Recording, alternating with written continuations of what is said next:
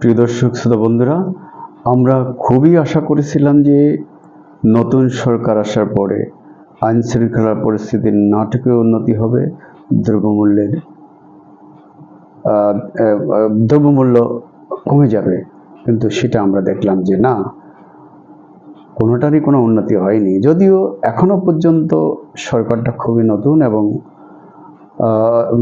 15 দিনও পার হয়নি, ইতিমধ্যে এসব বলার যথেষ্ট কারণ তৈরি হয়নি। তারপর আমরা বলবো যে এই রমজানে জিনিসপত্রের দাম এমন বাড়া বেড়েছে যে গরিব মানুষের খুব কষ্ট হচ্ছে, কিন্তু ধর্ষণ খুন এটা কমছে না। ইভেন সরকারি দলের লোকজনকেও বিভিন্ন জায়গায় আমরা হত্যাকাণ্ডের শিকার হতে দেখছি। এবং ধর্ষণ তো নরসিংদীতে যেটা দেখলাম সেটা তো আরও খুবই ভয়াবহ। ধর্ষণের শিকার হয়ে বিচার চাইতে গিয়ে শেষ পর্যন্ত খুনেরই শিকার হয়েছে। সেই খুনের আগে তাকে আবারও ধর্ষণ করা হয়েছিল কিনা আমরা জানি না। বন্ধুরা, যে কথাটি বলতে চাচ্ছিলাম যে যদিও আসামিদের ধরা হয়েছে দ্রুতগতিতে এবং এবং এবং এবং এবং সেখানে ক্ষমতাসীন দলের কেউ গ্রেপ্তার করা হয়েছে, তারা এই ঘটনার সঙ্গে জড়িত কিনা আমরা এখনই বলতে পারবো না। কিন্তু এই লক্ষণগুলোকে আমরা ভালোভাবে দেখছি না।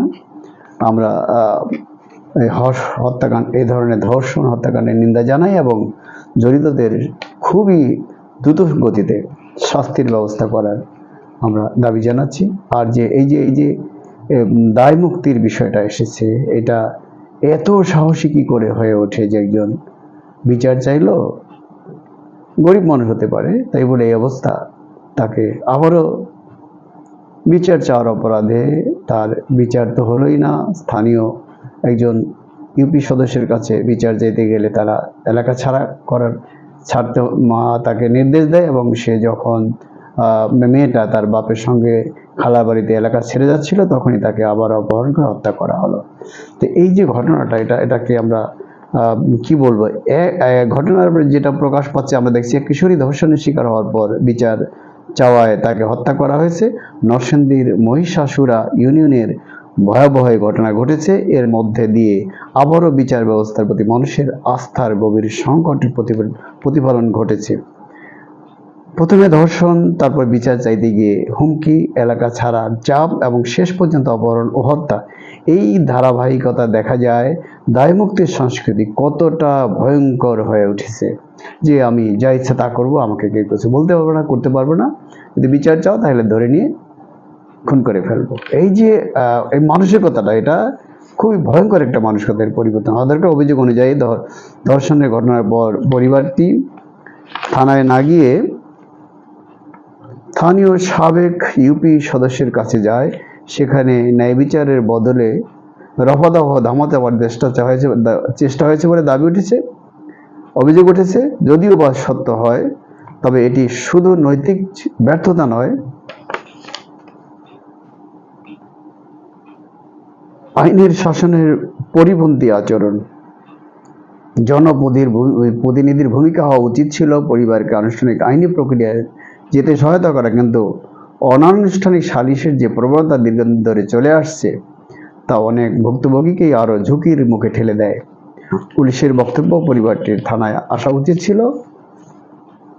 আইনগতভাবে এই বক্তব্য সঠিক, তবে বাস্তব প্রশ্ন হলে কেন মানুষ এখনও থানায় চেয়ে প্রভাবশালী ব্যক্তিদের দ্বারস্থ হয়?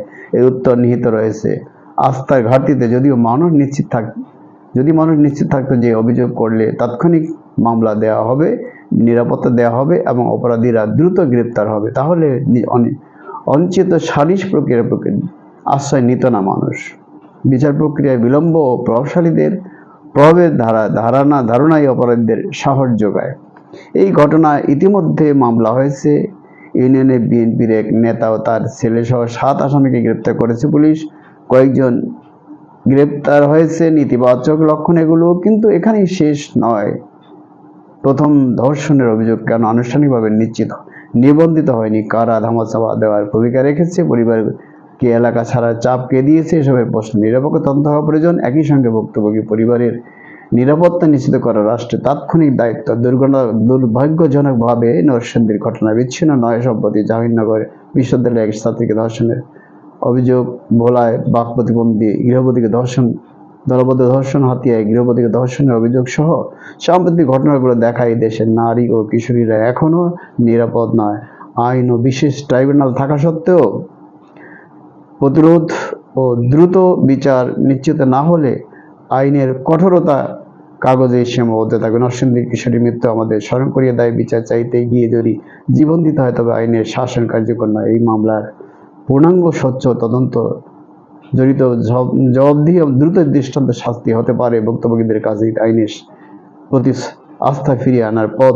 ন্যায় বিচার কেবল একটি পরিবারের দাবি নয়, একটি সমাজ, নিরাপত্তা ও রাষ্ট্রের নৈতিক ভিত্তির শর্ত। এর আগে আমরা দেখেছি জেসমিন ধর্ষণ হত্যাকাণ্ড, আমরা দেখেছি মৃত্যু হত্যাকাণ্ড, এর আগে দেখেছি আমরা যে কুমিল্লায় ক্যান্টনমেন্টে এক নারীর মেয়ের হত্যাকাণ্ড, এগুলোরও বিচার আমরা এখনো দেখি নাই। আরও অনেকগুলি হত্যাকাণ্ডের ঘটনা আমরা দেখেছি, ধর্ষণের ঘটনা দেখেছি, যেগুলো বিচার ভুক্তভোগী পরিবারগুলো পাচ্ছে না, পায়নি, আজও তদন্ত পিছায়। এগুলো ভালো উদাহরণ নয়। সচিবালয়ের তথ্য মন্ত্রণালয়ের কর্মচারীর ছেলেকে অপহরণ, ছাত্রকে অপহরণের পর প্রধানমন্ত্রীর নির্দেশে দ্রুত তাকে উদ্ধার করা হয়েছে। তেমনি আমি এখানেও মনে করি যে এই পরিবারের পাশে এসে প্রধানমন্ত্রী, স্বরাষ্ট্রমন্ত্রী সহ সকলে দাঁড়ানো উচিত। এবং প্রত্যেকটা ঘটনায় খুবই দুঃখজনক ওই পরিবারটার জন্য। পরিবারটা এতই নিঃস্ব, তাদের একটা ফোনও নেই। এই পরিবারটাকে নানাভাবে সাহায্য করা উচিত যাতে তারা সার্ভাইভ করতে পারে। আর আবারও বলবো যে প্রধানমন্ত্রী, স্বরাষ্ট্রমন্ত্রী অত্যন্ত করিতকর্মা এবং তাদের ন্যায় বিচারের প্রতি দৃঢ় আস্থা মানুষ যাতে তৈরি হয়, সেজন্য তারা আরও তৎপর হবেন বলে আমার বিশ্বাস। শুধু এটা না, সকল ক্ষেত্রেই তারা রাষ্ট্র গঠনে, গণতন্ত্র বিনির্মাণে, স্বাস্থ্য ব্যবস্থা, শিক্ষা ব্যবস্থা, চিকিৎসা, অর্থ ব্যবস্থার উন্নয়নে কাজ করবেন। একই সঙ্গে দ্রব্যমূল্যের যে ঊর্ধ্বগতি, এটা নিয়ন্ত্রণে আনবেন এবং বিশেষত আইন শৃঙ্খলা, আবারও বলছি, আইন শৃঙ্খলা পরিস্থিতির উন্নতি ঘটাতেই হবে। নারীর নিরাপত্তা নিশ্চিত করতে হলে এভাবে কিশোরীরা কেন ধর্ষণের শিকার হবে, বিচার দিতে গেলে হত্যাকাণ্ডের শিকার হবে। অনেককে ধর্ষণের পর হত্যা করা হয়। এই ধর্ষণ এবং হত্যা দুটাই অত্যন্ত বিপজ্জনক সংস্কৃতি, এর বন্ধ করতে হবে। এবং সরকারের প্রতি আমাদের আকুল আবেদন, আপনারা দ্রুত এগুলির বিরুদ্ধে ব্যবস্থা নেন। বন্ধুরা, ডিবিটিভিতে রানা এবং নিউ বাংলা টিভির পক্ষ থেকে আপনাদের স্বাগতম, শুভেচ্ছা। আমাদের দেখা হবে নতুন কোনো এপিসোডে, নতুন কোনো বক্তব্য নিয়ে। ততক্ষণ আমরা সবাই ভালো থাকতে চাই। খোদা হাফেজ, আসসালামু আলাইকুম।